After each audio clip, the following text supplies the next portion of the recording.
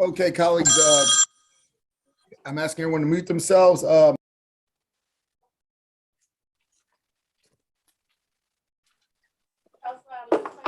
Good afternoon, colleagues. It's February the 10th, 2022. We're now joining our Economic Matters hearings. Before we get started, I would ask everybody listening to understand that the chat is only for the members. So please do not enter anything in the chat, and please keep yourself muted until asked to unmute yourself. And to anyone else listening, once this bill hearing has been heard, for each of these bills, the bills are now live. It's a live ball. Please don't wait to see if this comes up on some kind of voting list. Just know that if you want to get it, if you need something done, get it done now, because we don't know when the vote's going to be, but you might not either. So again, each bill heard today becomes a live ball. So we're going to start off with our first bill of the day, and we have the incomparable and immense. That's probably not the best word. I meant eminent Delegate Chairman Luke Clippinger. I thought it was an SAT word, Luke. Clearly, I've used the wrong one. Yeah. Take the test again there. I think it brings me great pleasure to present to you before the Economic Matters Committee House Bill 440, which has to do with increasing the generating capacity of community solar facilities. Community solar is something that I've been working on quite a long time, and it springs from the days when I was on ECM, and then before that, even a little bit. So it's something that's very important to me and to people across the state, because it's a way for people who wouldn't be able to put solar panels on top of their own houses for any number of different reasons to be able to participate in generating solar electricity by generating that electricity effectively at another location and having it charged against their electric bill. What the bill builds on the community solar pilot program that we started in 2015 that has been slowly working through the kinks, and I think is soon, hopefully, going to be ready to be a full-fledged program and move beyond being a pilot. But we have been building on this program for some time, and last year we expanded the cap for net metering related to community solar from 1,500 megawatts to 3,000 megawatts. In this bill, we would increase the community solar generating capacity from 2 megawatts to 5 megawatts per project. We have a couple amendments. As the chair indicated, you should have your amendments ready to go, and I think we have amendments ready to go to address some concerns that people have had. The amendments that we've submitted to the committee would, in the first one, maintain net metering for all community solar projects, regardless of the project size. That was one issue. And then in the second amendment to the bill, like utility scale projects above 2 megawatts, community solar projects above that limit would have to go through the CPCN CPCN process. So they'd have to adhere to local regulations and the state CPCN process in order to go forward. Neighboring states have done this. New Jersey is 5 megawatts, New York, Massachusetts, and Maine. Delaware started their program at 4 megawatts. Illinois is 5 megawatts, and so is New Mexico. So we think that it'll be a good deal for ratepayers, and it will be a particularly good deal to get more people involved into the community solar program. And with that, Mr. Chair, I know there are 3 people that I had signed up that I'll mention. I don't know what your order is, and I don't want to necessarily impinge on that, but I had Leslie Elder, Al Bartlett, and Scott Elias who were going to testify. And Mr. Chairman, I do have your list, and I will just note that we here at Economic Matters do not time our colleagues, but your panel will be timed. That's so fine. Each of you guys have 2 minutes again, because we will not time our colleagues, because what you say in Economic Matters, Mr. Chairman, is important to us. Well, I have the criminal law book. We could read that if you'd like for a little while. I mean, it's fine. If people have all this time, I had no idea. No, but we won't do that. I'm putting it back. Thank you very much. I'm alienating the committee. So what we'll do is we will go to the first member, first witness is Leslie Elder. Good afternoon. Thank you so much to the committee and Second. That's what we want. Oh, wait, one second, please.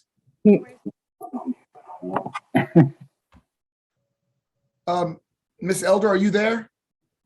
I am. Can you hear me? I don't know if it's just mine, but I can barely hear you.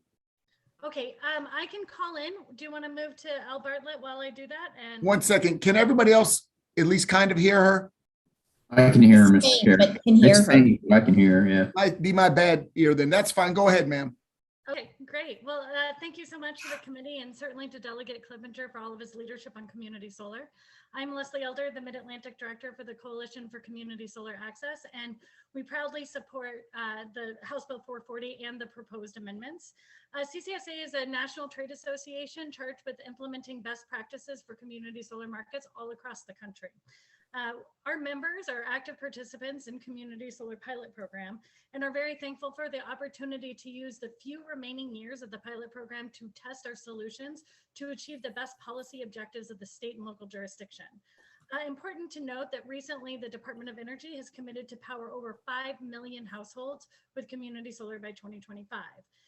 It is a very fast growing segment, and we want to make sure that Maryland has the opportunity to participate in this increase of over 700% over the next 4 years. House Bill 440 proposes to make a small change to the pilot program to bring best practices from other states and provide a pathway to achieve several policy objectives for the state's renewable portfolio standards.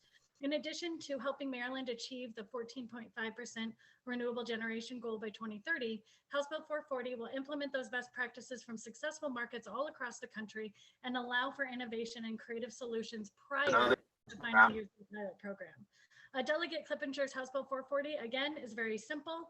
It's more efficient overall allocation of investments, and it also uses better utilization of grid assets. Leveraging local solar will help Maryland achieve its unique energy demands and avoid costly distribution system investments. Thank you so much for your time and consideration for House Bill 440, and we hope we can count on a favorable report. Thank you very much, ma'am. Thank you for staying under your 2 minutes, because I apologize, we do have to time our witnesses. We do not time our members though. The next person I will add is Mr. Al Bartlett. Yes, thank you, Chairman Wilson, Vice Chairman Crosby, members of the committee, and Chairman Clippinger. I'm Dr. Alfred Bartlett. I'm the Energy Committee Policy Advisor with the Maryland Sierra Club, and I'm a volunteer. In 2019, I led the volunteer component of our support for the Clean Energy Jobs Act, or CEJA. And since 2015, I've been an active member of the PSC's working group on the Community Solar Pilot Program. You have our written testimony, so just a few points in support of HB 440. It'll let us evaluate the benefits of increasing community solar project capacity to 5 megawatts. First of all, we need to speed up all our solar development in Maryland. The CEJA target of 14.5% of our electricity from solar by 2030 means we have to build more than 350 megawatts a year over the next 9 years, which is far more than we're building. And community solar should be an important part of that growth because it can serve the almost 3/4 of our population who can't have solar on their own roof. A 5 megawatt project isn't big by solar standards, but the larger size will save money for households who participate. It means more economies of scale. A larger project needs only one set of inverters, one access road, one interconnection, instead of multiples of these things for multiple solar projects. And that adds up to lower cost per kilowatt hour. And a 5 megawatt project actually uses less land than the 2 megawatt projects it would take to produce the same amount of electricity. There are 19 other states with community solar projects that have capacity of 5 megawatts or greater. So testing it here will let us know if it'll be good for Maryland. But it will take time to develop such projects. So these last few years of the pilot program are our last chance to evaluate larger project size, which means we have to make the decision now. So we respectfully urge a favorable report on HB 440. Thank you. Thank you, sir. I believe the last person on this first panel is Scott Elias. Great. Thank you, Chair Wilson, Vice Chair Crosby, and members of the committee. Thank you for having me today, and thank you, Delegate Clippinger, for this important piece of legislation. My name is Scott Elias. I am the Director of Mid-Atlantic State Affairs for the Solar Energy Industries Association. I am speaking today on behalf of our Maryland affiliate, the Chesapeake Solar and Storage Association, or CHESA, formerly known as MDVCA. Our members are involved in every facet of the solar industry, including community solar, and we strongly support the delegate's bill, House Bill 440, which would increase the maximum community solar generating capacity from 2 megawatts to 5 megawatts. As you've heard, community solar refers to local solar facilities shared by multiple community subscribers who receive credit on their electricity bills for their share of the power produced. This is a model for solar that's being rapidly adopted nationwide, and in most states across the nation, the individual project size is capped at 5 megawatts. Community solar can expand solar accessibility, particularly for those that can't put solar on their rooftops, and raising the generating capacity for 2 megawatts to 5 megawatts will allow our developers to use greater economies of scale to reduce per megawatt costs, which in turn will help make community solar projects more cost effective and therefore give more residents across Maryland the choice to experience the cost saving benefits of community solar. Maryland has an opportunity to be a national leader in community solar development, but it is important that Maryland's community solar market remains competitive, and raising the community solar generating capacity from 2 megawatts to 5 megawatts will bring Maryland on par with other states that allow community solar to be up to 5 megawatts in size, like New Jersey, New York, Massachusetts, and Maine, just to name a few. So on behalf of CHESA, we thank you again for your support of Maryland's solar industry, and we urge a favorable report on House Bill 440 with the amendments that Delegate Clippinger referenced earlier. Thank you very much. Thank you. I see one question for this panel. Delegate Mouts. Thanks, Chairman. I'm not sure if this goes to Mr. Bartlett or the last witness who testified. Are you aware of situations where homeowners are not able to connect to the grid because there isn't capacity on the grid? Let me see if Mr. Elias has an answer to that. And Sure. So I'm not, are you asking about situations in which there's not enough hosting capacity for new solar? Yeah, that may be too a vague question. I'll be right to the point. So there are areas on the Eastern Shore. So if I wanted to put solar panels on my house, I wouldn't be able to. Are you familiar with that situation, that scenario?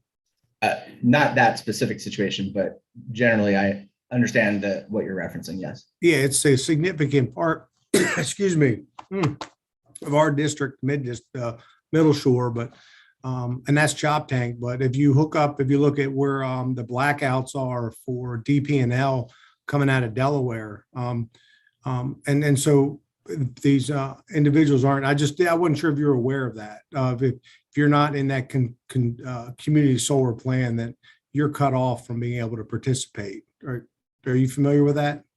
So I think what you're referencing isn't necessarily related to whether or not community solar, though, would increase in project size, but is related to sort of the interconnection reform processes that are underway with the Public Service Commission that would allow to increase hosting capacity so that different homes or new projects can be built.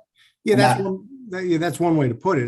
The reality right now is if you're in the, correct me if I'm wrong, but there are areas where there are community solar projects and others in that area who want to connect to the grid are not able to because the capacity is taken up by the community solar projects, those projects. Is that true? Is that false? Am I misled by that, or is that true?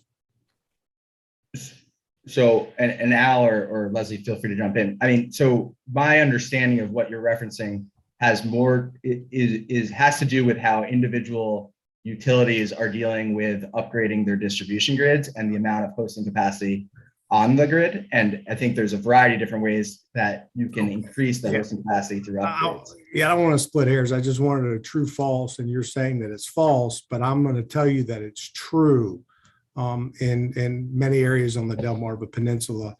Chairman, that's all my questions. Thanks. Thank you. Delegate Bartlett, question? Yes, Chair. Thanks, Zach. Yeah, those questions either for Dr. Bartlett, either Elias. Quick question. Like 1 megawatt of solar would probably service about 164 homes. So 2 megabytes, you're talking about 378. So the reason for this increased increase, is that what you're running out of capacity, or are you just planning for future growth? Maybe if I may chime in, thank you, Delegate Brooks. The issue here is actually the reduced cost of solar production that you get from having a larger size project. As I mentioned, each small project has to pay for its interconnection, has to build an access road, has to have its set of inverters and so on and so forth. By putting them together into a not that big, but a 5 megawatt size, you actually save the redundant costs of those things, and you bring the cost down for ratepayers, which is particularly important for low income ratepayers. The lower we can get this cost, the bigger discounts that these low income projects can offer to low and moderate income households, which is a specific part of what the pilot program intends to do. So that's the main reason for the main reason for the size increase. And in fact, most of the unused capacity to date has been in the low and moderate income category. That's actually fairly important because these larger projects will be able to offer lower cost electricity to folks in that category of capacity. Yeah. Okay, so you're talking about economies of scale, right? Economies of scale, exactly. Okay, all right, thanks. Thanks, Mr. Chair. Thank you very much.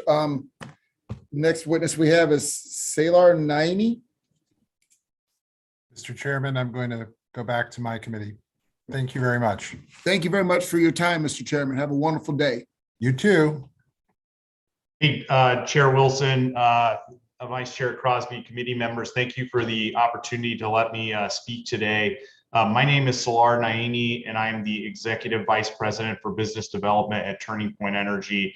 We're a renewable energy company that focused on community solar with a big focus here in Maryland.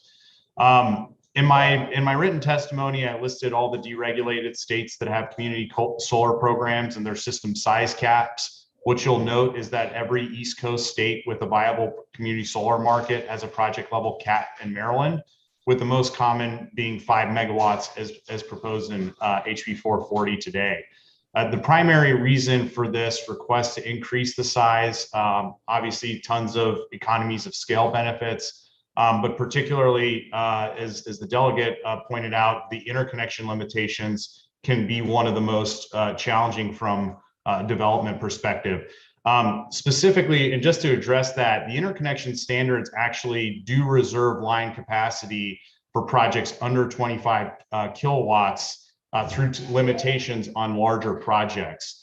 So if you do see areas where maybe smaller projects can't interconnect, it's not due to the capacity, it's due to other issues that may exist on those specific lines.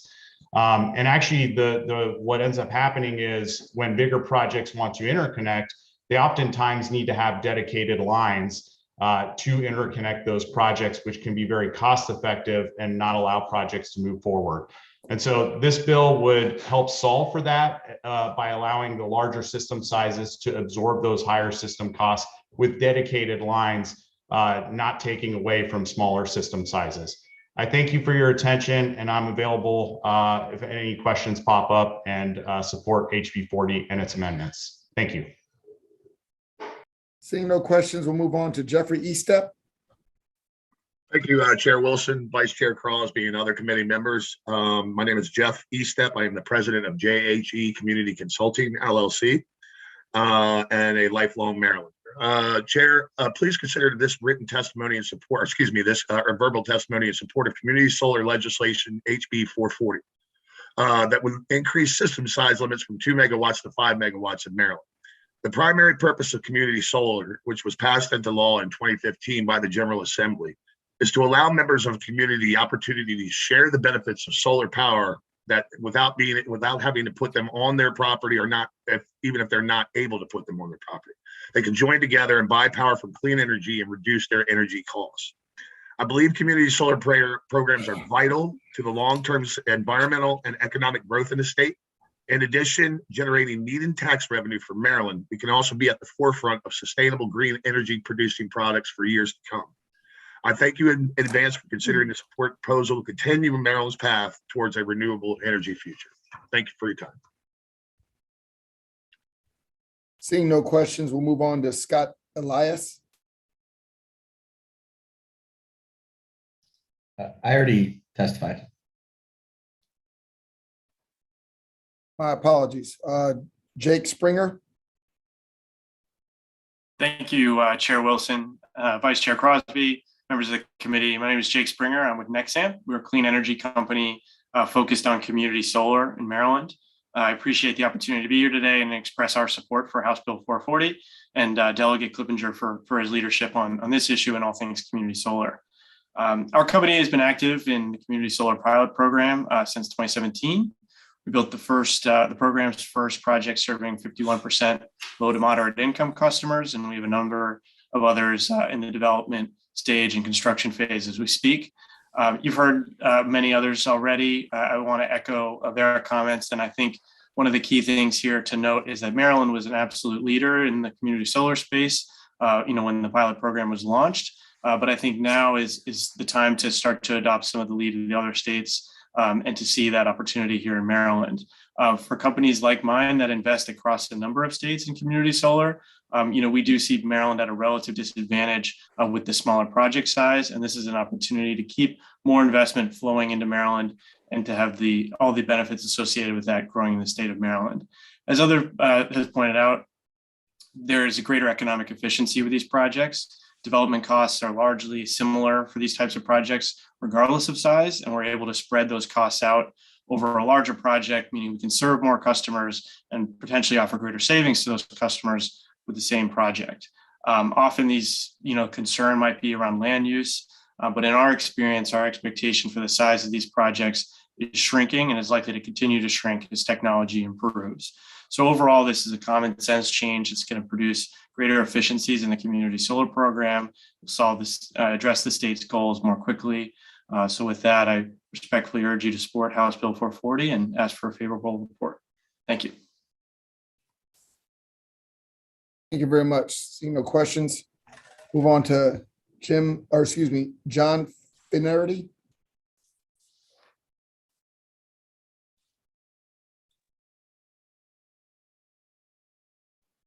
I'm not hearing you. John Finnerty.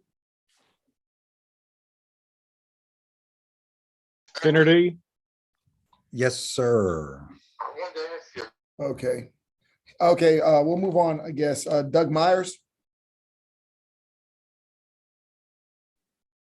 Nothing from Doug Myers from the Chesapeake Bay Foundation. There you are. Sure. Thank you, sir.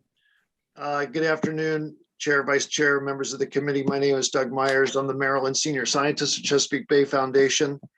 Last week, we testified in support of the Senate version of this bill, and then were informed by several of our partner organizations that they do have some concerns about siting criteria not being applied to some community solar projects. So we support HB 440 with amendments that you heard about earlier. Community solar increases accessibility to clean energy and creates efficiencies in energy transmission. The benefits of community solar could be undermined, however, by the potential detrimental effect of moving from 2 to 5 megawatt solar facilities on forests, prime agricultural soils, or ecologically sensitive areas. According to information cited by advocates for Herring Bay, which I believe you have written testimony from, over 70% of the roughly 100 megawatts of community solar energy generating systems capacity installed or pending in the BGE PEPCO region are sited on farms or forests, not rooftops, parking lots, or brownfields as may have been intended by the pilot program. Protections during project review are lacking in the context of the state's interest in preservation of open spaces, including forests and other ecologically valuable lands. So the legislation creates some uncertainty regarding the application of local zoning codes to the community solar projects, which we're specifically considering that 2 megawatt cap. CBF does urge the committee's favorable report on HB 440 with amendments that protect preservation of farms, forest, and environmentally sensitive areas according to the state's goals and regulations. Thank you for your time. See one question from Delegate Howard. Thank you, Mr. Chair. Would CBF also support an amendment that would put in place a recycling plan for these solar panels? It would be interesting to look at that. I have heard some concerns about that as well. I think, in this pilot program for the number of years we have left, there's a number of things that we need to get understandings of what are the unintended consequences, and then try to fix those things for any extension or a permanent program. Yeah, because I agree. It seems to me, I mean, we call for the safe storage of used fusel material at Calvert Cliffs. We call for cleaner energy on coal burning plants like Dickerson, which the contract was just continued in Montgomery County. But we don't have a recycling program for solar panels, and we're asking to increase the wattage. So it's interesting. Okay, thank you. You bet. See no other questions. We have one more go. Mr. Colby Ferguson. Go ahead, Colby. Thank you, Mr. Chair, Mr. Vice Chair. Can you hear me? Yes, sir. Okay. I just wanted to say that we do come in opposition of this bill, not in opposition of the community solar, but that the way moving from 2 megawatts to 5 megawatts with no sideboards or parameters on where these are to be sited makes it very difficult. I am glad to hear that there is the movement for some amendments to this bill. And the amendment to move it back into the CPCN process for these larger projects. That's not the one I would have done, because I think that just will bottleneck these up just like the larger commercial solar projects are. But if that's the way they want to go, more power to them. Unfortunately, there are no restrictions within the Public Service Commission to prevent these from going on prime and productive farmland. And so if we put it back to public service and they believe that it still requires it's a public necessity to put it in this location, they can go ahead and approve it on prime and productive farmland. But our biggest issue is, we're talking 27,000 acres that are needed to meet the 14.5% carve out. We've got 2.2 million acres zoned agriculture in the state. That's a less than 1%. I don't see why we can't put some sort of parameters on that we put this in the marginal areas of the farm instead of sticking it on the best quality soil that grows the best food. So that's our opposition. We would like to see some sort of parameters put in here as we start expanding these projects to make them larger. Thank you. Hey, Colby, I have a brief question. So we talked about this bill. Your concern, again, it doesn't sound like it's with the community solar. It's just with location, correct? Now, we have no problem. I mean, if they want to go to 5 megawatts, I think that's, without the amendment, it kind of circumvents the CPCN process. But if you put the amendment in to make it still go before that, it's the same thing. It's just the challenge of it is that the cheapest place to put it is on prime and productive farmland because it's flat, it perks well, and it's easy, and it's open space. So, but if we can find a way to preserve the farmland in the forest, you guys probably wouldn't have a problem with it, correct? No, we align with CBF on this one. Okay, thank you very much. Thanks. That was the last witness for this bill. We're moving on to the next bill. Delegate Fraser Hidalgo, House Bill 696. Thank you, Mr. Chair and Vice Chair. It's so great to be before Economic Matters this year. If it's your pleasure, may I bring up my virtual panel? Yes, who are they? You will see Charles Washington from BG&E, as well as Chispa and Ramon Palencia from Chispa. There may be a couple of others. They're the main ones. Yeah, several on the list, but do you want to just call them the order, Charles and then Ramon after you? Yes, that's great. That would be great, Mr. Chair. Thank you. All right. So I want to reintroduce House Bill 696. This committee heard this bill last year, passed this bill out last year. The bill was jointly assigned to ENT. It then went over to the Senate, and just because of sine die and COVID and everything else, really didn't get a chance to move very far over in Senate Finance. But the bill did get out, and I want to thank this committee again for moving the bill out last year. This is a pretty a simple bill. I'll go through it. And again, you've heard the bill and you voted it out. So you have my testimony. I'm going to quote from a couple parts of the testimony. There are approximately 7,300 school buses in Maryland. The buses are required to be replaced every 12 to 15 years. HB 696 establishes an electric school bus pilot program run by the Public Service Commission that will last a minimum of 3 years and perhaps up to 5 years. It will authorize eligible electric companies to apply to the commission to implement the pilot program. There are a lot of environmental benefits. I won't go into all of them. I think most of you know that diesel fumes from school buses produce a lot of greenhouse gas emissions, actually up to 29% every year. The health and the welfare, I do want to talk a little bit about because I think it's really important when we talk about environmental issues. And the main point of this bill is public health. And I think it's just so important that we connect the dots. I know a lot of people look at this bill as an environmental bill, and it is. But what's even more so is this bill is a public health bill. Greenhouse gas emissions have lasting and often deadly consequences on our population, especially our children. According to the Maryland Department of Health in 2018, there were 29,534 asthma-related emergency department visits in Maryland. There are more statistics in my testimony, but essentially, if you're looking at this not as pain and suffering, if you're looking at this and not what this means to the child or to their parents, if you're looking at this strictly as a dollar amount, it equates to about $27.7 billion in public health costs. It goes on and on. And I could talk in a little bit more detail, but as many of you know, transitioning to electric school buses saves a lot of money going down the road. They don't require oil changes. They don't require brakes. They don't require a lot of different things.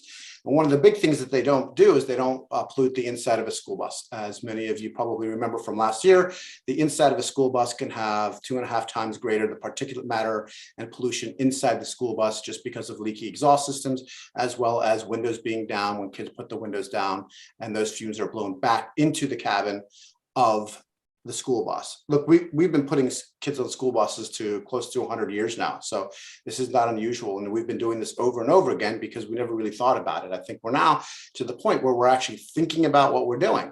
And when you really think about what we're doing, it's kind of astonishing and it's a nightmare.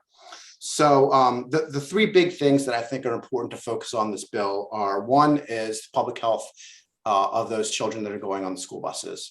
The public health of those kids being on those school buses. It shouldn't be unusual for you to think about the fact that a kindergartner's mouth, where they inhale in their nose that goes directly into their lungs, is just about the same height as an exhaust tailpipe on a diesel school bus. That doesn't take into consideration the driver of the diesel school bus that's driving the bus around all day, nor does it take into consideration the students as they get off and on the bus, nor does it take into consideration parents and us, and also school staff getting the kids on and on the school buses. So that's number one. Number two, this bill helps to reduce greenhouse gas emissions, which, as we all know, especially in your committee, because you have so much of this, that how important it is to reduce that. We've set all kinds of goals, and this helps to achieve those goals. And number three, which I think that this committee is specifically geared to understand this piece, which is actually a really, really big piece. And this is the V2G piece. This is the vehicle to grid technology. These school buses, they're not driven in the summertime. And as all of you know, in the summertime, that's when there are peak loads on the utility system. That's when people are coming home at 4 and 5 o'clock and throwing on their air conditioners. That's pre-COVID. Now, post-COVID, we hope to have the same thing. And that's when we start talking about peaker plants. That's when we start talking about how do we temporarily generate electricity. Well, this is brilliant because not only does it do the things that I already mentioned, but it allows the utilities to store electricity and store those electrons earlier in the morning, earlier in the day, and then discharge them to use them at a discounted rate to the ratepayers as we move forward, specifically in the summertime, but it's all year round. And if you think about it, one of the big things that your committee is tasked with is how do we store electricity, right? That's the big grail right now, is not only generating electricity, which was your last bill, but how do we store it?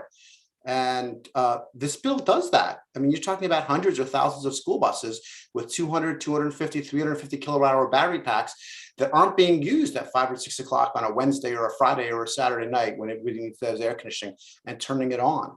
And that's helps the ratepayer. And the big thing that it does besides helping the ratepayer, it decreases the cost of the ratepayer, and it pulls another coal-fired power plant, hopefully offline. There's more to it than that, but I'd like to kick it to Mr. Washington, if that's okay with you, Mr. Chair, and then take questions whenever you see fit. Whatever you want. Yeah, if you have a panel, then we'll do the panel first, and then we'll let Delegate Arentz ask his question.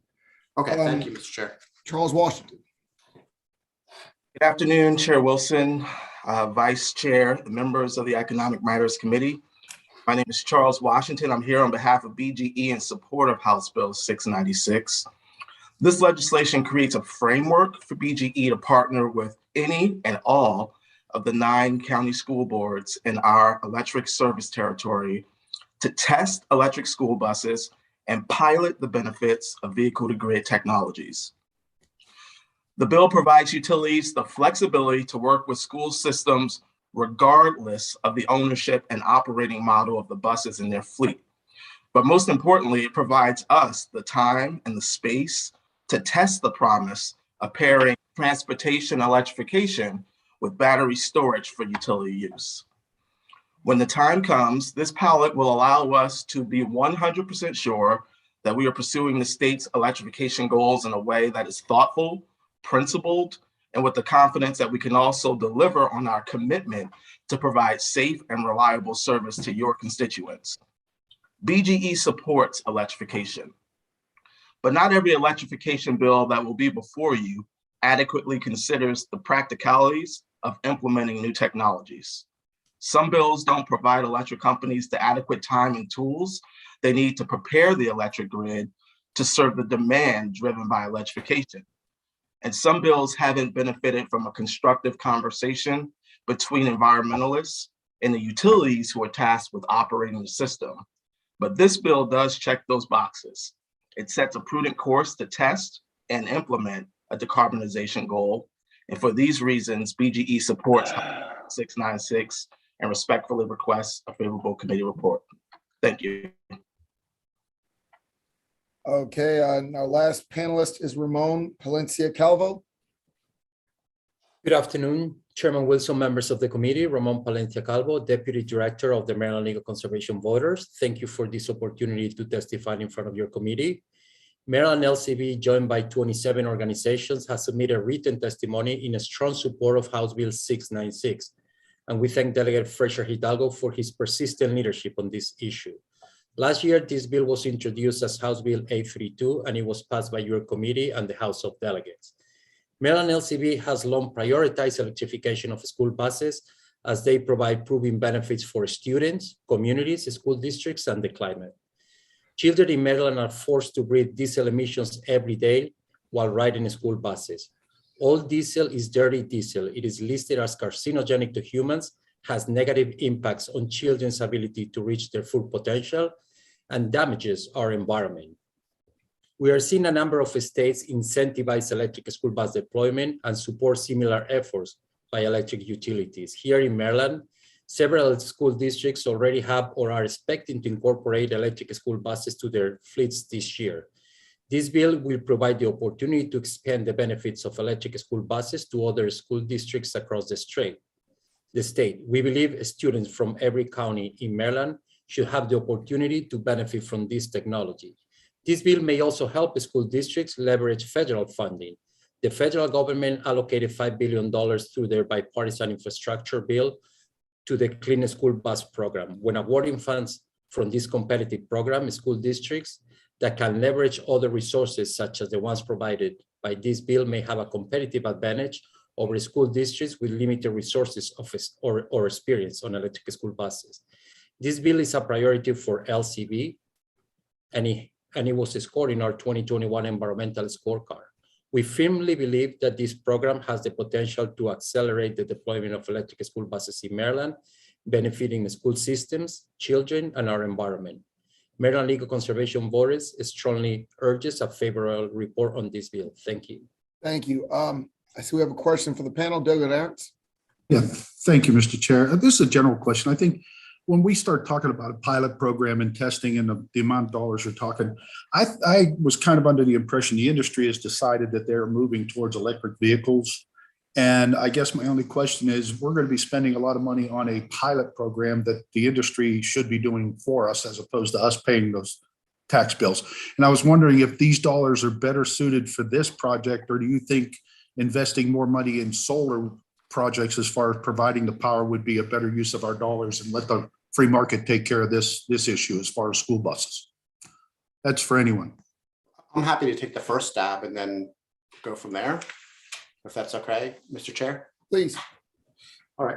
What I would say is that I think it's a very good question, and I would kind of put this in the order that I mentioned in the beginning, which is when we talk about the money that's spent, the primary part of this bill is public health and kids. So as you know, as I mentioned in my testimony, we spent over $27.5 billion last year just dealing with public health issues with asthmatic related visits to emergency rooms with kids. So when I think about where the dollars go, there's the V2G piece, which I'm sure that Mr. Washington would be happy to talk about. There's the environmental piece, which I'm sure Mr. Palencia-Cabo would be happy to talk about. I could talk about this as well, but there's the environmental justice piece of the bill as well. But you know, this piece about public health is just like I have a hard time putting a dollar amount on emergency room visits for kids with asthmatic related issues that are riding public school buses that we're putting them on.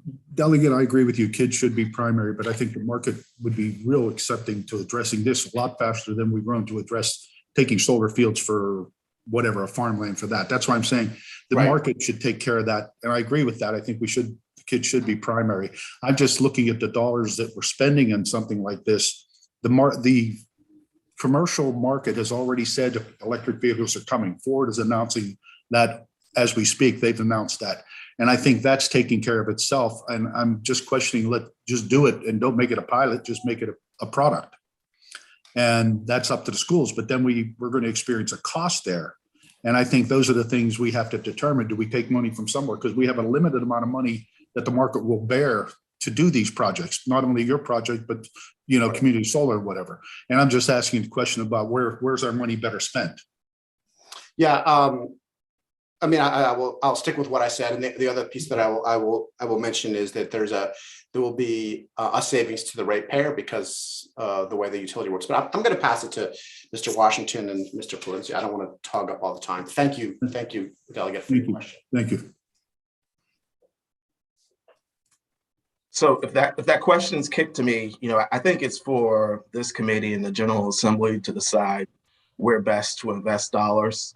I'll say that what interests my company in this pilot program is that we appreciate that vehicle electrification is coming to Maryland, and that we have to be a big part of making it happen. We're the largest electricity distributor in the state. And this pilot allows us to test the technology that's key to the benefits of that electrification, and to test it at scale with large fleet vehicles so that we can be sure we understand how it will work as fleet electrification continues to grow in the state. That's the reason that we support the bill. In terms of your direct question, Delegate, I would respectfully suggest it's for you and your colleagues to determine the best use of state funds. And I appreciate that. I guess Tesla has already done that. Tesla has already determined that they're going to come out with an electrical truck, a major truck. And that's why I'm saying I think the technology is on the market ready to go, so to speak, as much as we could test it your side. But I just want to get food for thought. I appreciate the answers. Thank you. Thank you, Mr. Chair. Thank you. Brian Ditzler.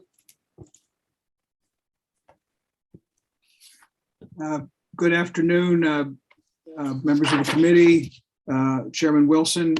My name is Brian Ditzler, and I'm here representing Sierra Club, America's oldest and largest grassroots environmental organization. The Maryland chapter of Sierra Club has more than 70,000 members and supporters, and we're pleased to support HB 696 because diesel school buses emit toxic tailpipe emissions that are hazardous to human health and a major source of climate-damaging greenhouse gas emissions, which are causing climate change.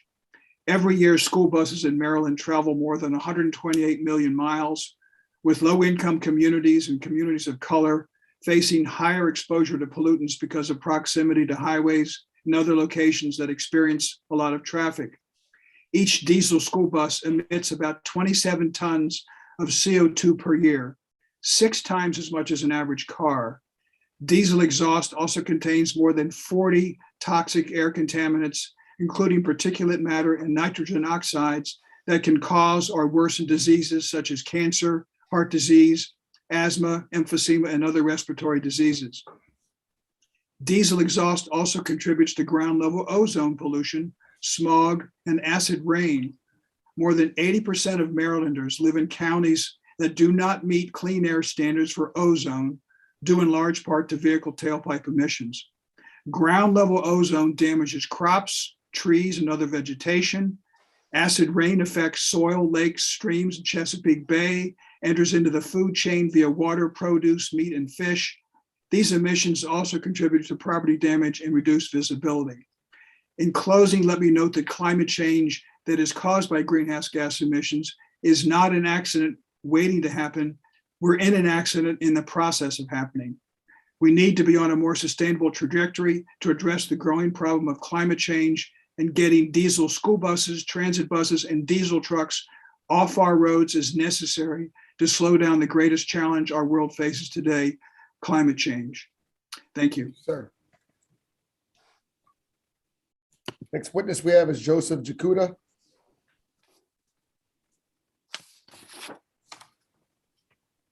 Good afternoon. Thank you, Chair Wilson, Vice Chair Crosby, and the members of the committee for allowing me to speak on this important matter. My name is Joseph Jakuda, and I'm the proud parent of a 7 and a 4-year-old, the lead volunteer of Climate Parents of Prince George's, and have worked on air quality issues for over a decade. Over the past year, we participated on a committee with elected officials, labor partners, advocates, students, and staff of PGCPS to write a climate action plan for the schools. We've learned a great deal from this work. Foremost is the PGCPS staff are taking the movement towards electrification of school buses seriously. In our meetings, they have said that around 50% of their routes could be electrified without any changes. They're putting into service their first electric school bus that was purchased using VW settlement funds. Staff know the future is coming and are ready.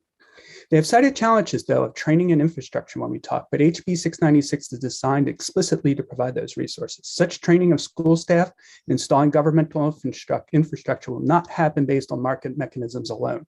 We also learned from engaged students that clean school buses just might be the most important school environmental issue they want solved. I would be remiss if I didn't address the pollution.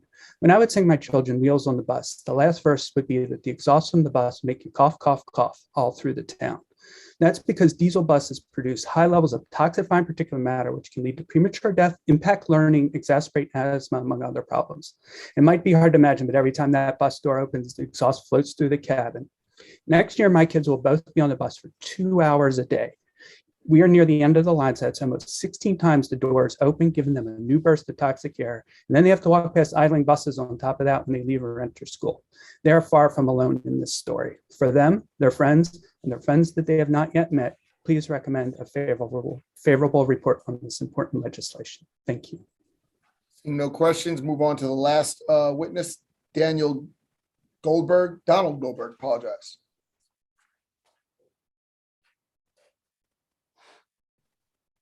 Sir, Mr. Goldberg.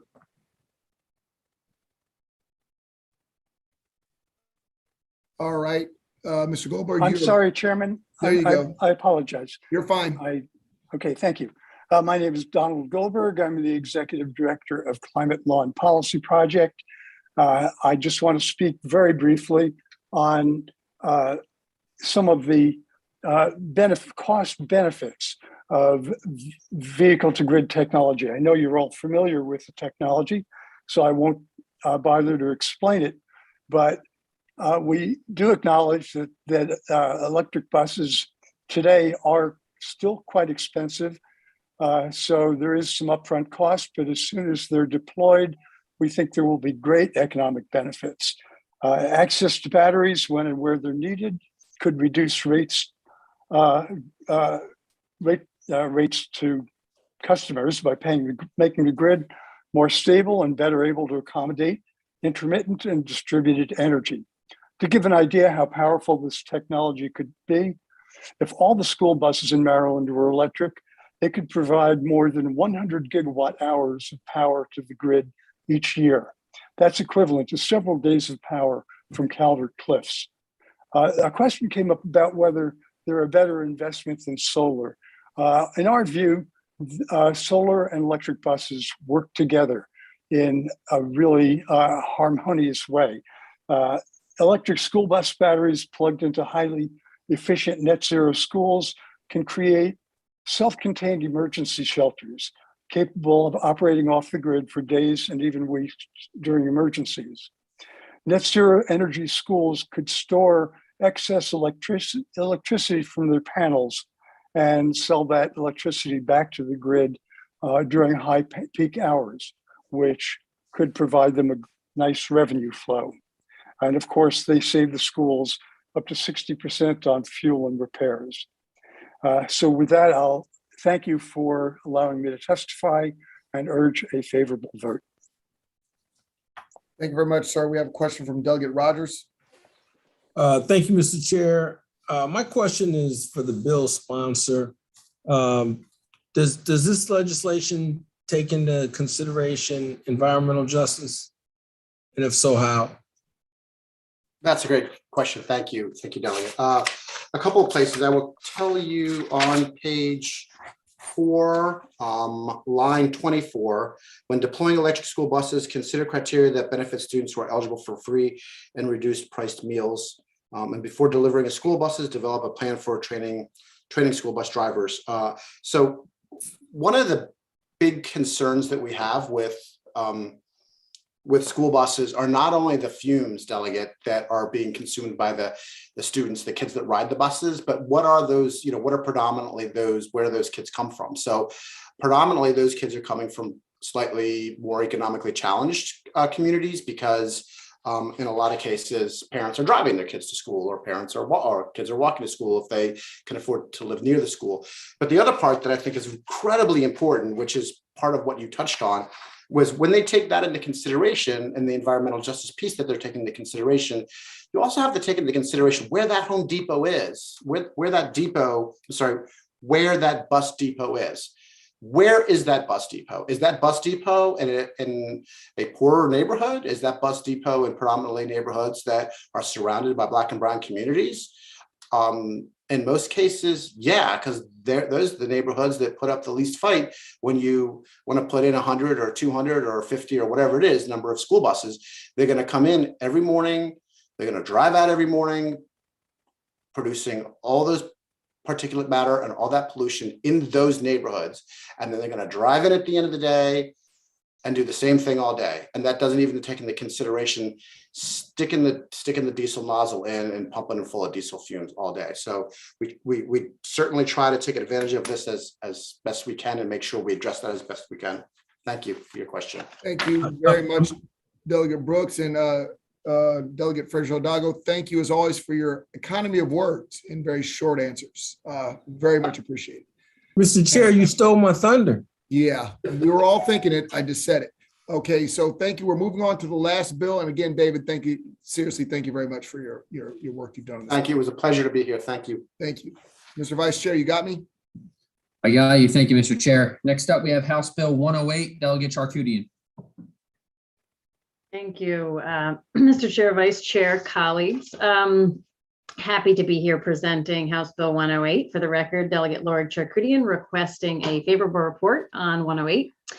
So this bill is first and foremost about increasing energy efficiency for low-income households.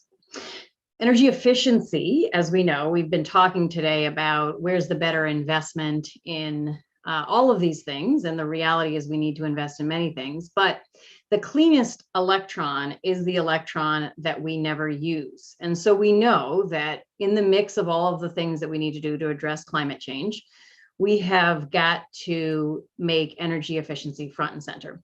And we have. As a state, we've done a pretty good job. We could do better, but we've done a pretty good job with the Empower program that's overseen by the Public Service Commission, managed primarily by the utilities. On average, our state has increased energy efficiency by about 2% per year.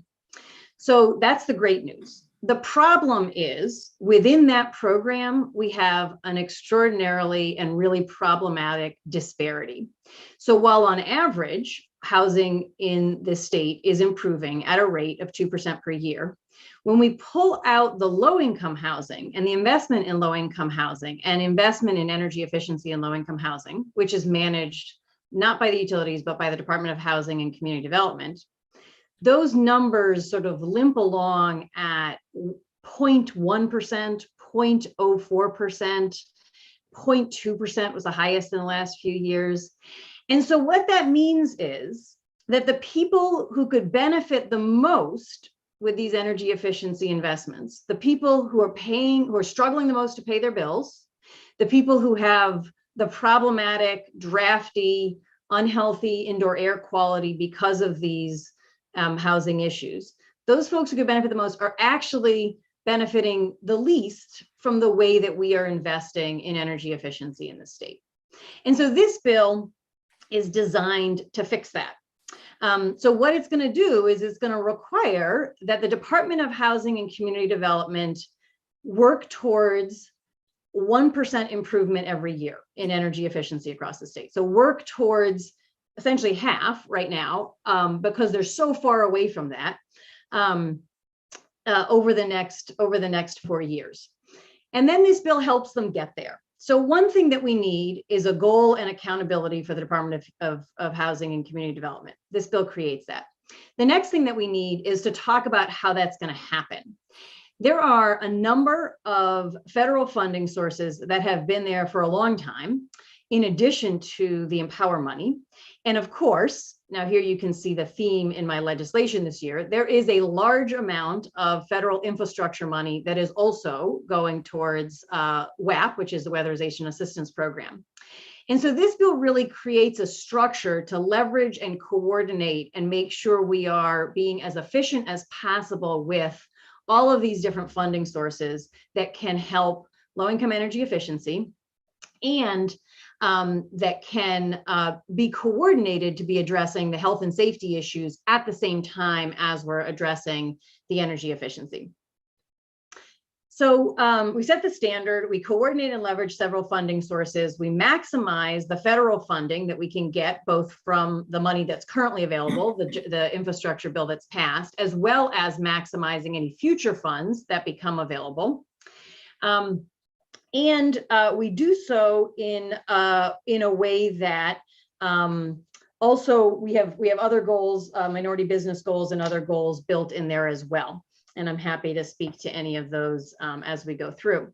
The last thing that I want to mention is that the Maryland Department of the Environment this year set a goal to do energy efficiency retrofits on all low-income housing by 2030. Now that is a bold goal because we are very far away from that. This bill does not get us there. This bill points us in the right direction, but does not get us there. But once the Climate Change Commission came out with that recommendation, I added to this bill the study to figure out how we get from here to there. Because what we have seen so far is we're very far from that possibility. This bill is going to set us up nicely in that direction, but we're going to need to have much more of a roadmap to figure out how we're going to get from here to there. I have a panel of a number of people who can talk about the importance of this and also how they've benefited and how they've been part of the solution as businesses in this field. So I look forward to sharing the perspectives of my panel with you and happy to hear any questions that folks have. Okay, Charkoudian, who is on the panel? Because I have a list of witnesses, but I don't have a panel. Oh, sorry, we sent it in. I think we've got, I know that Stacy Hartwell is first, and let me just look at my list and I'll send you a text Okay. about the order of the rest. Stacy Hartwell. Yes, would you like for me to begin now? Yep, go ahead. How you doing? Hi, good afternoon, Chair Wilson, Vice Chair Crosby, and members of the Economic Matters Committee. Good afternoon, and thank you for the opportunity to present my testimony virtually. Again, my name is Stacy Hartwell. I'm chair of the Environmental Climate Justice Committee for the NAACP Maryland State Conference. We support House Bill 108. Energy efficiency is an energy justice issue as well as an environmental justice issue. The unfortunate legacy of racist housing policies and financial lending practices have negatively impacted housing quality in Black and Brown communities, creating energy issues that run the gamut from bad insulation to outdated heating and air conditioning equipment, advanced age of appliances, and building envelope failures. These conditions lead to a disproportionate burden of energy insecurity as well as deadly health issues. This issue plagues our communities, and we share this burden with Hispanic households, Native Americans, older adults 65 plus on fixed incomes, renters, and low-income multifamily building residents. To put this issue in numbers, a household's energy burden is the percentage of income spent on energy bills. A high energy burden is reported at 6%. In Baltimore, almost a quarter of low-income households have an energy burden of 22%. This means for every $100 a family brings in, 22 of those dollars are unwaveringly committed to basic heating and cooling needs. Energy efficiency is the low-hanging fruit in energy policy. Using energy more efficiently is one of the fastest, most cost-effective ways to lower utility bills and stabilize electricity prices for vulnerable households. For these reasons, the NAACP Maryland State Conference requests a favorable report on House Bill 108. Thank you. Thank you, Ms. Hartwell. Next, we have Ruth Ann Norton. Thank you, Delegate Crosby, and it's an honor to be in front of the committee, and to thanks to Delegate Charkoudian for what I think is a well thought out bill. I represent the Green and Healthy Homes Initiative. I am also on the EPA Children's Environmental Health Council and chair the Maryland Lead Poisoning Prevention Commission. GHHI works to address social determinants of health and racial equity by creating healthier, more energy efficient and safe housing. House Bill 108 enables the state of Maryland to reach a goal that creates equity in the amount of money that low-income individuals invest through Empower but don't receive. Currently, almost all of the benefits of the 2% savings target accrue to non-low-income and under-resourced households. So this bill helps to right that equity. It also addresses issues of health, including asthma and COPD for our most vulnerable families that often cost the state far more in instability. It will also, as the delegate very clearly outlined, position the Department of Housing and Community Development to more effectively tap and have a framework for the coming dollars from weatherization assistance from HUD's Office of Healthy Housing and other federal funds that will advance this work. And it establishes a task force to look at the cost, the non-energy benefit, the health, housing stability cost, and to enable us to move from what will be a 130-year track to reach the goal of energy efficiency to a closer goal to 2030. For this and many other reasons, GHHI stands in strong support and asks for a favorable report on House Bill 108. Thank you, Ms. Norton. We have two more on the panel and then I'll take questions. Ariella Ballantyne. Yes. How are you, ma'am? Go ahead. My name is Aurelia Maben hyphenated Ballantyne. I live on the East Baltimore side. I was here today for the empowerment program, which they came to my house because I had low heat and wasn't getting warm in there. They put a new pretty heating system into my house. They put a new water tank on my in the basement in my house, and they put some insulation around my walls there in the basement, and it's doing much better. And I'm happy for all the things that they've done for me. And there's a great need for more income for the low income people on East Baltimore side of town. And I hope that this panel will continue to do more and more for us low income people, because we are very appreciative of it. And I am, and I look forward to having more work done in my house. The green health people of doing some more things in my house right now. And I'm appreciative of new windows they're putting in front and back in the bedrooms, and a lift for my house. And I thank you for everything you've done for me. Thank you, ma'am. And last on this panel, we have Jay Johnson. Thank you, Delegate Crosby and the panel. I am a small business owner here in East Baltimore as well, a minority contractor, and we do the energy efficient retrofits in houses all over. We partner with Green and Healthy, and we have capacity. There's a lot of contractors here who would really benefit from the passage of this bill, because there is a huge need. I'm one of the guys who have boots on the ground in a lot of these houses. And, you know, it really breaks your heart to see that folks use gas stoves, space heaters to keep their homes warm. Families have to make a decision whether or not to use that utility or to take their money and do something else, maybe just even buy food. So I think everyone would really, low-income folks will really benefit from the passage of this bill. And I encourage you guys to get it done. Thank you, Mr. Johnson. Delegate Aaron's. Thank you, Mr. Vice Chair. I just have a question, and I appreciate the intent of the bill, but I grew up in the city of Pittsburgh, and until I was in about 7th grade, I was in the city. And my friends and I, none of us owned homes. We all rented. And as a matter of fact, I don't think my parents owned a home until I was in my 40s. And what I see this bill doing is, it's great that we're going to improve these homes, and that's a good idea. But typically that's at the benefit of the landlords. So the landlord's going to be investing money, whether it's free or whatever, and that's going to make his property worth more, which will undoubtedly raise rents to the poor. The other thing about it is that we want to provide clean energy to these places, and effectively Maryland cannot produce what we use, nor can we even come close to what we want to use. And this energy is more expensive. And I'm wondering how we address this with this bill, and if it's really addressing the need for the bill and the need for the people, which is good, or is it just putting more burden on the poor? Because, you know, like I said, we heated our house with a brick on the stove. That's one of the things we use. So I'm questioning how clean energy and the cost of it, which is exceptionally high compared to coal-fired or whatever, and arguably it's a better source, but I just question how that really is going to benefit the poor and the people in dire need. Delegate Charkoudian, did you want to take that? I will take that. Yes, thank you. So thanks for your question, Delegate Aaron's. First, I want to clarify, this is not a clean energy bill. This is an energy efficiency bill. So it's actually about using less energy, period, wherever that energy is coming from. And so when you use less energy, you pay less on your energy bill. So that's that part of it. So there are other programs that are about getting clean energy to low income or clean energy, but that's not what this bill does. This bill is about helping people use less energy and thus pay less. So thank you for giving me the chance to clarify, because we've had a number of sort of interrelated bills today.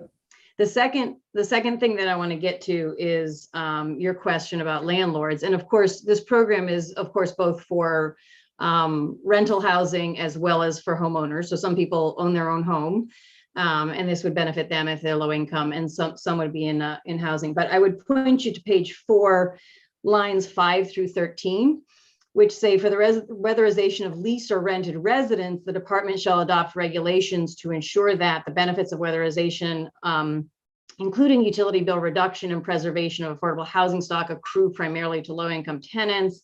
And I'm sort of summarizing, going quickly. The rent of the residence is not increased and the tenant is not evicted as a result of weatherization provided under the section. So there's model regulations across the country of how to do that, right? I mean, like, we're not just making this up here in Maryland. And so the legislation does put in that protection, and I appreciate you raising that possibility. I agree with you, Delegate, except that once you increase the value of my property, and I would argue that the numbers of people that actually own a home in the areas you're talking about is relatively small compared to landlords. The other thing is we have other legislation looking to get rid of natural gas, and that's a big issue down in the cities.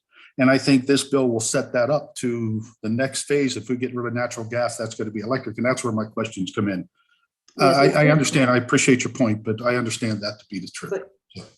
Okay, so let me just clarify that what is and isn't in this bill. You're right. There's many bills in the General Assembly. This bill doesn't say anything about natural gas. This bill is about energy efficiency, whatever the source of energy is. And I appreciate that, but you can't look at one bill and say that's fixing the problem, because the next bill will hurt this problem. Not this Okay. next bill, but a bill coming up. We pass one bill at a time. So- I understand let's that, pass- but- Let's pass this All right. one. I look at the We can have future more because I discussion think during the it's voting session. coming Delegate through. Jackson. Thanks for Thanks, the time. Thanks, Mr. Vice Chair. This question is for the bill sponsor.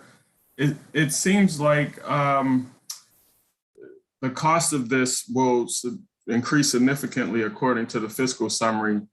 My question is, to pay for this, are these funds dependent on the federal funding that was mentioned? So that's my first question. Yeah, so it's a mix. I mean, the first thing that I would say is that last year, DHCD used a number of 91 million, and this year they came up with 261 million for a bill that does half as much as last year's bill does. And so I actually questioned their numbers. And in fact, the Department of Legislative Services also questioned their numbers. You'll see on page 5 of the fiscal note that it says the Department of Legislative Services cannot independently verify these costs. Ultimately, costs will depend on how DHCD chooses to implement the bill going forward. The department could choose to do so in a more cost-efficient manner. So I think the numbers are kind of not necessarily dependable, the numbers that we have from DHCD. I do have, I have gotten my hands on a number of studies that give us a better sense of the costs. And yes, it would be a mix. Thank you for asking. Federal funding is my favorite topic this year. And so yes, it's a mix of federal funding sources that have been around for a while and some new federal money. And it would also be Empower money, which is money that all of us pay into, the ratepayer money we all pay into. Okay, because yeah, this says to the extent federal funding is available, and I just don't want us to be in a situation where we pass this and for whatever reason, the funding is not available, but we have these, this law that they have to abide by. I don't want it to be a situation like that. Yeah. So let me just make sure, let me just clarify a couple things. So federal funding will cover a lot of this. But right now, all of us are paying a surcharge on our electric bills called Empower, and that goes into a pot, and that benefits everybody in the state, high income, low income, medium income, but it primarily and disproportionately benefits higher income folks. So part of what this bill does is it says more of that Empower money is going to go to benefit low-income folks. So you'll see that these funds are in here described as a special fund. The reason the money's not coming out of the general fund is because it's special fund money, which is good. It's going to be a mix of a number of these federal funding sources. And you can see a list of the federal funding sources on, I can tell you the page number in just a second. And that's actually listed in the bill, all the different federal funding sources that are available.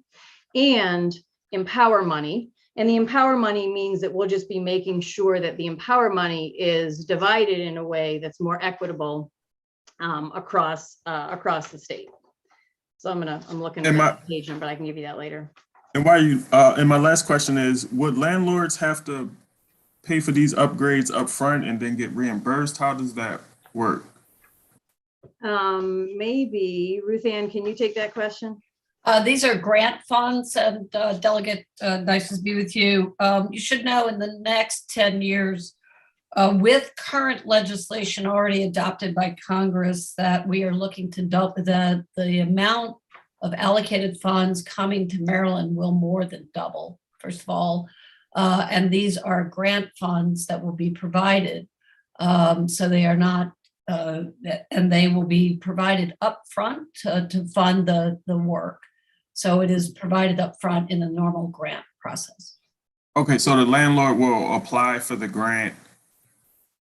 Right. Okay. Landlord or homeowner will apply for the grant, and as long as the resident is meeting the income requirements and the scope, it will fund the scope of work within the guidelines of the Weatherization Assistance Program, and other energy efficiency programs.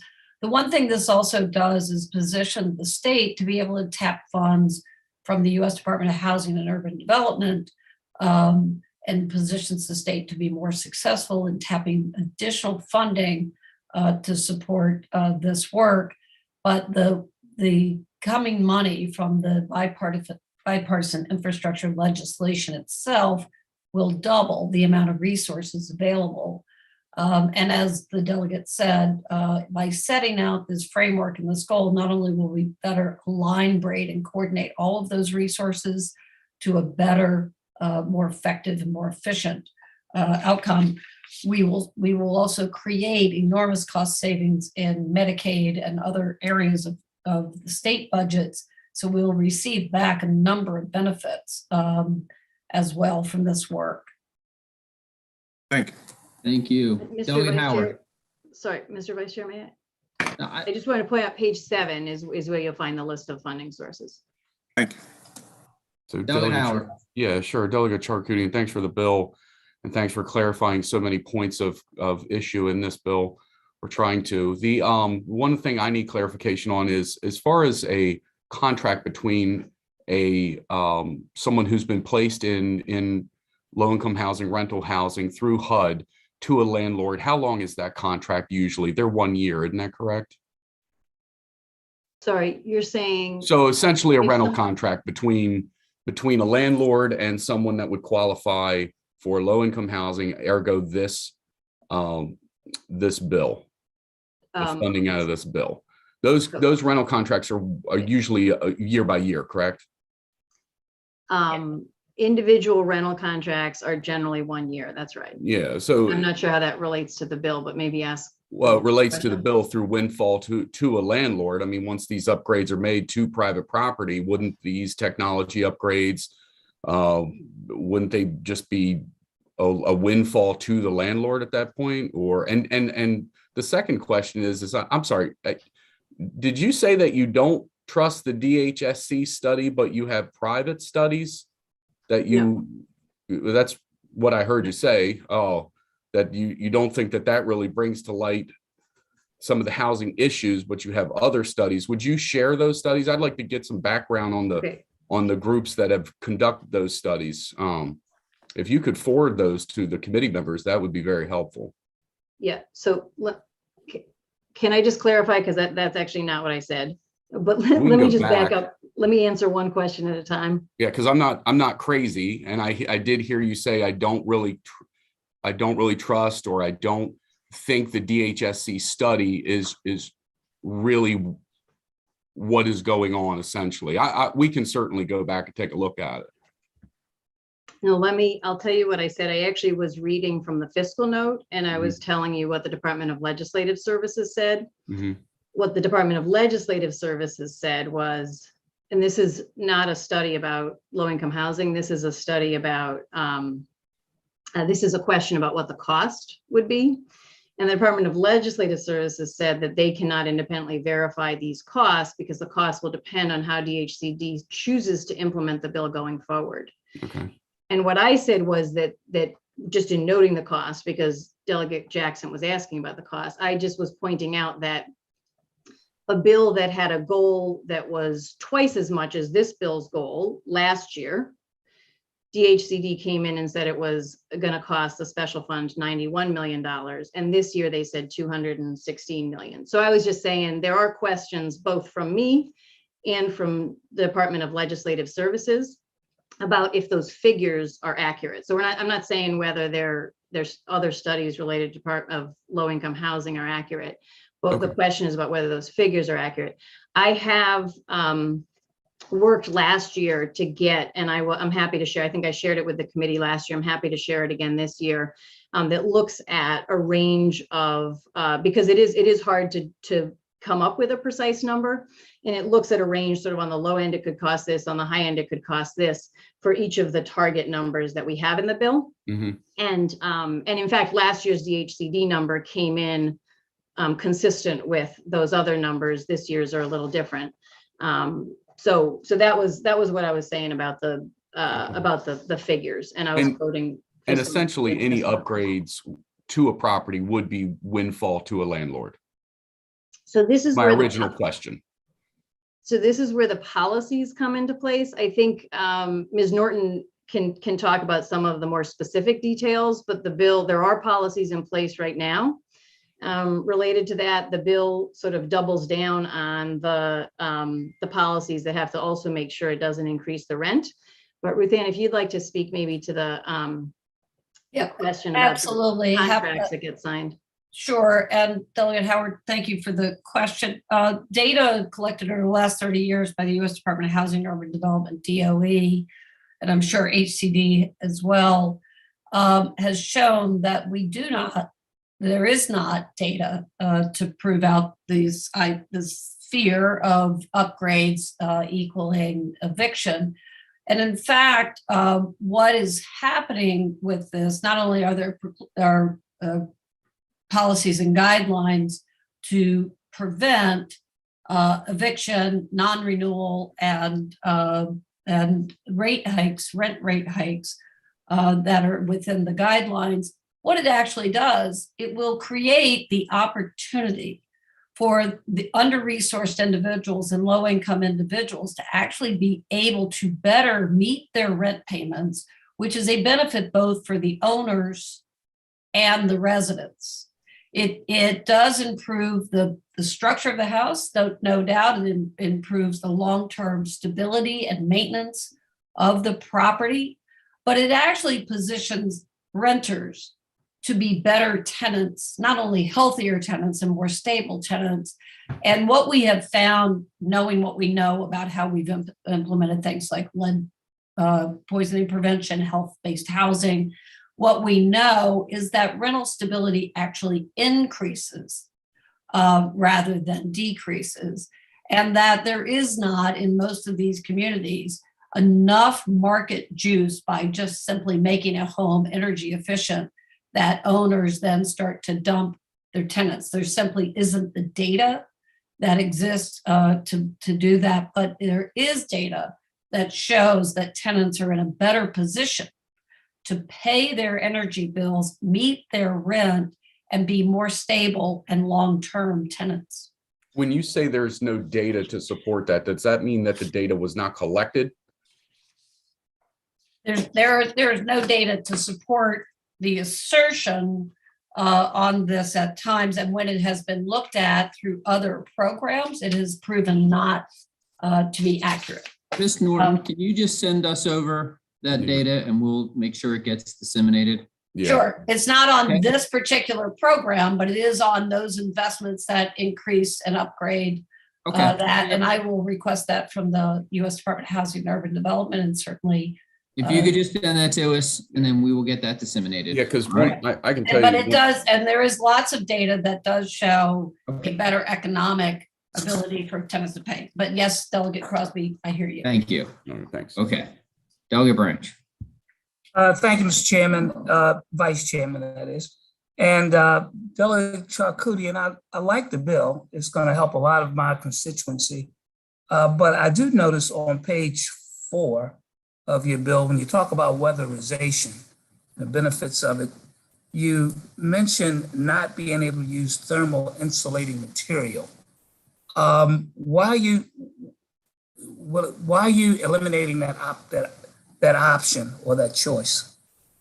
Thank you, Delegate Branch, for that question and for the opportunity to say that I have an amendment. The issue has been brought to my attention, and I am adjusting it. It's not that thermal materials can't be used. It was thermal materials using a particular substance. Yes, I didn't want to read all the different things that you have listed there. That's all. Fair enough. Fair enough. Anyways, I've got an amendment, and I think you're going to hear from some of the people who raised that concern in just a moment. Okay. I've drafted the amendment. I've already sent it to the chair, vice chair, and to Bob, and I'll get it out to everybody. So thank you for raising that. Perfect. That was my only concern. Great. Appreciate it. Thank you. Okay.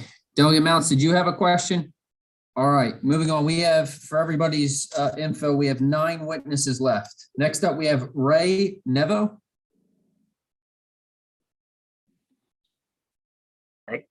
Yes, Raymond Neveau. Thank you, Vice Chair. My name is Raymond Neveau. I am the State and Equity Policy Manager at the National Housing Trust. I am a Maryland resident, and I am someone who grew up in subsidized housing that was not energy efficient. So I'm here today in support of House Bill 108, because if legislation like this had existed when I was growing up, our family's hardships would have been significantly reduced. I was raised by my grandmother, And growing up, we had to move twice because water had seeped through our ceilings and forced us to relocate. Our windows were leaky year round. We had really poor insulation and we were on a really fixed income. So our methods to make our space livable were to layer up in the wintertime and put a fan on in the summertime. And when I was 8, I was diagnosed with asthma. So for nearly 15 years after that, I would have to manage my asthma almost daily. I would miss school, and we would have to spend money that we did not have on transportation to the doctor. A few years after my diagnosis, my grandmother was also diagnosed with asthma.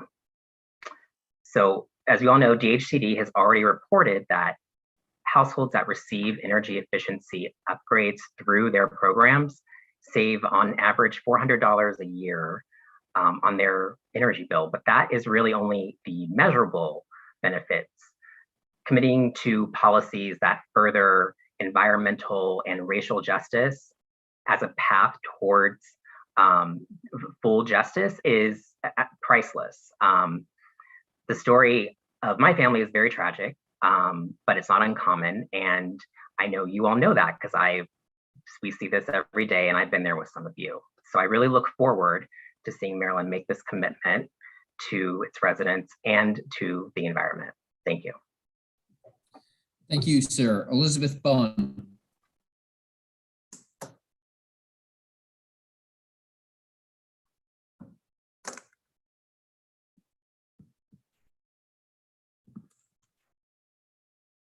Do not see Ms. Bunn in the participants. So next we will go and I'll ask, are you the former Ravens running back, Jamal Lewis? No, I am not. You're up. All right. Thank you for holding this important hearing. My name is Jamal Lewis, and I'm a concerned citizen and energy advocate, and I'm testifying in support of HB 108.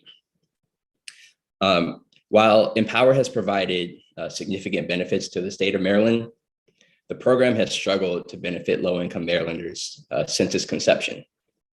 14 years ago, in 2008, the Maryland General Assembly passed the Empower Maryland Energy Efficiency Act, which required utilities to reduce energy consumption 15% by 2015. In 2011, after just 3 years of Empower implementation, the Maryland Public Service Commission found that the utilities were underperforming in the low-income housing market, achieving just 21% of the expected participation rates. In 2012, the PSC transferred implementation of Empower's low-income portfolio away from the utilities and towards Maryland's Department of Housing and Community Development. This decision was significant. The utilities were no longer on the hook for delivering energy efficiency services to low-income Marylanders, but were still required to achieve the target established by the 2008 law. On the other hand, since DHCD is not a utility, the agency was not required to contribute to the 15% target. When the initial phase of Empower ended in 2015, the analysis showed that the utilities exceeded the 15% target, largely from serving non-low-income Marylanders. This inequity continued into the next phase of the program. The original 2008 legislation only set targets through 2015. So in 2015, the PSC ordered a continuation of the program, setting an annual 2% energy consumption reduction goal. It wasn't until 2017 when the General Assembly passed new legislation that officially extended Empower through 2023 and codified the 2% goal. Similar to the 2008 law, the 2017 law only required Maryland's utilities to contribute to the energy consumption savings, not DHCD. Once again, DHCD was left out, and this exclusion from the requirement established created a perverse incentive for the PSC to prioritize funding the utilities when targets are met. As you can see from the charts that I submitted in testimony, the Empower budgets, in the 2019 and 2020 program cycles for Maryland utilities were 6 times the budget for DHCD. You can also see from the charts. I'm going to need you to start to come to just a conclusion. Yes. Thank you. Okay. Sounds good. And I'll just end by saying that each year, the utilities have underspent on their budgets that were larger, while DHCD has overspent, showing a significant need in the low-income housing market. I urge the committee I urge a favorable report from the committee. Thank you. Next up, we have Lucy LaFlame. Hi, and thank you, Vice Chair Crosby and members of the Economic Matters Committee. My name is Lucy LaFlame. I'm with the Natural Resources Defense Council, as well as the Maryland Energy Efficiency Advocates. I will try to be brief on this, since so many good points were already made. I would like to do just a little bit of a history more of where and what has happened process-wise within Empower. So when it was again enacted in 2008, there was objections and a lot of people saying it was going to be too costly and they weren't going to be able to reach that goal.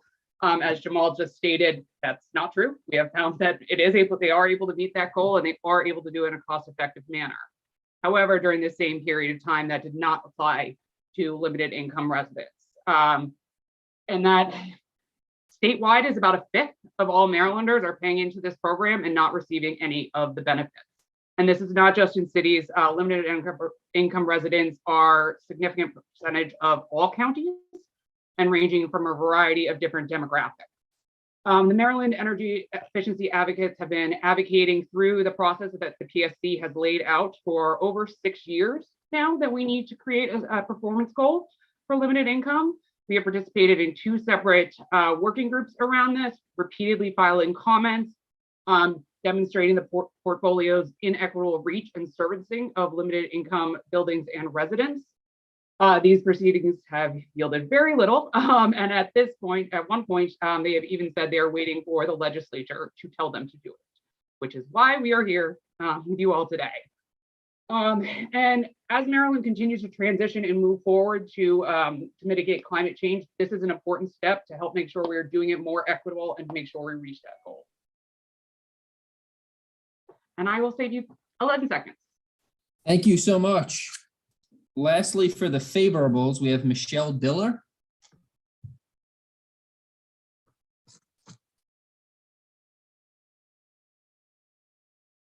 I do not see her in the waiting room. So we will move to favorable with amendments. We have Cynthia Graham. I do not see her in the waiting room. I am here. Okay, sorry, go ahead. Thank you. My name is Cynthia Graham, and I am a PhD toxicologist with Huntsman Corporation. Huntsman thanks Delegate Charkoudian for working with ACC to support this weatherization assistance for low-income housing. I'm going to defer the rest of my comments to Stephen Wyroni with ACC, so I'm giving you back over a minute and a half. Thank you. Next up, Stephen Wyroni. Thank you, Chairman Wilson and members of the committee. As a proud native of Calvert County, Maryland, I'm thankful for the opportunity to provide feedback on House Bill 108. The American Chemistry Council is speaking on a broad group of stakeholders that have raised concerns with the original language in HB 108. ACC has been working diligently with Delegate Charkoudian to ensure the bill provides the necessary solutions to improve energy efficiency for low-income housing. ACC supports efforts to increase the energy efficiency of homes, which in turn reduces greenhouse gas emissions and mitigates the impacts of climate change. Accordingly, ACC and our diverse group of stakeholders support the amended version of HB 108, which Delegate Charkoudian just mentioned. We thank Delegate Charkoudian for working closely with us in addressing our concerns. Thank you. Thank you, sir. Michelle Griffith. I believe she'll be deferring to me if she is even on the call. Thank you. Okay, she's not. And last, we have for information, Matthew Hargrove, who I do not see. Mr. Hargrove wanted to testify, but was never sent a link, but he has submitted written testimony. Okay, and we all have access to that. Delegate Branch, did you have a question? I see your hand is up. I think it's up from the previous question. All right, and that concludes today's hearings. For members, just a reminder, bills have to be in the hopper by COP